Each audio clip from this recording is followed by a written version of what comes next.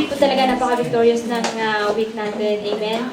Dahil lalong-lalo na po sa akin, talagang hindi po ako makapaniwala. So amazing ang miracle ng Panginoon na ginawa niya sa buhay ko. Dahil everybody knows na I am processing my papers. And then, I just want to share with you the mighty power of God. Sabi ko, dahil ang dami ko ng pinagdaanan, sabi ko, ang tagal-tagal, parang wala akong patient noon na maghintay. So, nawala akong gana. So, last February, habang napaprocess ko, sabi, parang may bumulong sa akin. Sabi niya, pag naipasok ko na yung papel mo, isang buwan lang, I promise you. Sabi niya gano'n. So, sabi, isang buwan lang, sabi ko, yung iba naghihintay na ng 4 na buwan, 6 na buwan. But, sabi ko, okay, I will hold it. Sabi ko, panghawakan ko yun. Talagang totoong panghawakan ko yun. So, and then, habang napaprocess ko, nung last February yun, kasi yung sita ko na nakuha ko is April 5. So, last March, before yung Holy Week, yung amo ko, nagpa-dinner po siya sa bahay namin. And then, ako lang po lahat, nagluto ng lahat-lahat, 5 menu yun. So, ako lang lahat, sabi ko, Lord, kaya ko ba ito? Parang halos mamamatay na yung katawan ko dahil ako lang mag-isa nagluto. Ako pa nag-serve lahat, nag-set up lahat. Pero glory to God, dahil may binalik pala siyang bagong balita at magandang balita. So talagang sasabi ko, God always use people to prove His promises.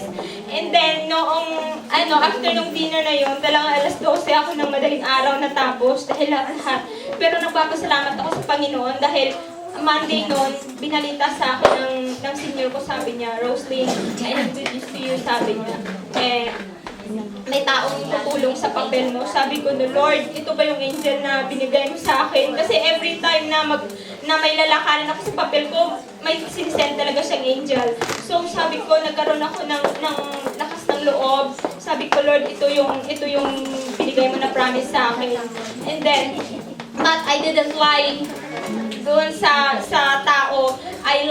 Doon ako nag-trust kay Lord, hindi sa tao, dahil yung tao, yung money, yung tao mawawala yan, hindi yan magkakatuko, hindi sa power niya. So na-bless ako talaga. So noong pinasok ko yung papel ko last April 5, sabi ng Panginoon sa akin, pinahawakan ko yung verse nung naalala ko yung preaching ni Pastor na sabi niya, kung may pinanghawakan kayong verse, panghawakan niyo. Yung verse na pinahawakan ko, yung Matthew 19:26. Sabi niya, Jesus looked at them and said, with man, this is impossible, but with God, all things are possible. Amen! Sabi ko, Lord, yung verse na yun talaga pinahawakan ko, Lord, I hold on to your promise. And then, kasi, saka yung desire ng puso ko talagang, nung naalala ko, nag-pray kami ni Pastor Romero kung ano yung desire ng puso mo. Sabi ko, Lord, magkaroon ako ng papel dahil gusto ko makauwi at madala ko at pumili ako sa Panginoon. Yun talaga yung pinaka-motives ng puso ko, bakit gusto ko magpapel. And then,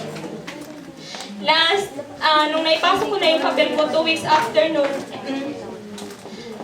may bumulong na naman sa akin, sabi niya, pag andyan na yung result ng papers mo, sabi niya, 2 weeks lang, magta-thumb mark ka na. Sabi ko, ito na naman ang promise ng Panginoon sa akin. 2 weeks lang magta-thumb mark, yung iba maghihintay ng 3 buwan. Sabi ko ganun. Tapos, sabi niya sa akin, don't be doubt. Huwag ka mag-doubt, sabi niya. Dahil ako ang makapangyarihan sa lahat, sabi niya ganun. So, I hold on it. And then, last May 7, talagang sama-sama ng pakiramdam ko. Lahat ng sakit nandito sa akin. Headache, toothache, tapos may tonsillitis, tapos body ache. Talagang andun na sa akin parang hindi ako makatayo. Hindi ako makalakad. Talaga sobra. Pero wala akong magawa. Kailangan ko mag-duty. Kailangan ko ihatid yung bata. Kaya ko alagaan yung alawa ko. Sabi ko, Lord, tulungan mo ako. Tapos, sabi ko, dahil pinahawakan yung sabi ko na you are a healer. Sabi ko, ikaw lang talaga makakaya sa akin. Tapos doon talagang nag-praising lang ako buong araw. Talagang nanalangin ako sa kanya na wala akong ibang gagawin kundi manalangin na napagalingin niya ako. And then, after noon, sabi ng senior ko sa akin, sabi niya, Roslyn, how are you? Sabi ko, I'm not fine. Kasi, andun nga sa akin lahat, sabi niya, don't worry because I have a good news to you. And then, once the senior said that, your papers are already approved. Sabi ko, parang gusto ko himatayin. Kaya sabi ko, Lord, talagang yung promise niya na 1 month, talagang tinupad niya.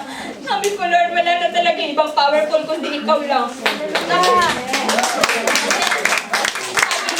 Sabi niya, and I have already, and you have already your schedule for your tampering on May 22. Sabi ko, Lord, sabi mo 2 weeks after, talagang 2 weeks, 15 days, talagang kinang ko yung 7 up to 22. 15 days talaga, Lord, sabi ko. Never doubt talaga, sabi ko. Yung mga promises mo talagang tinutupad mo. So, pagka in the morning noon, talagang praise God. Martes, Merkules ng umaga, ang sigla-sigla ng gising ko. Kumbaga, yung naramdaman ko noong Martes, Merkules, walang-wala na, sisig ko na lang naiwan. Sabi ko, Lord, talagang napakabuti ng pag-faith, small faith na paniniwala sa Panginoon. Make it bigger dahil talagang ang Panginoon ang siya magbibigay, ang mag-provide ng lahat ng sa atin. Ang lahat ng yun, binabalik sa Panginoon. Amen! Amen!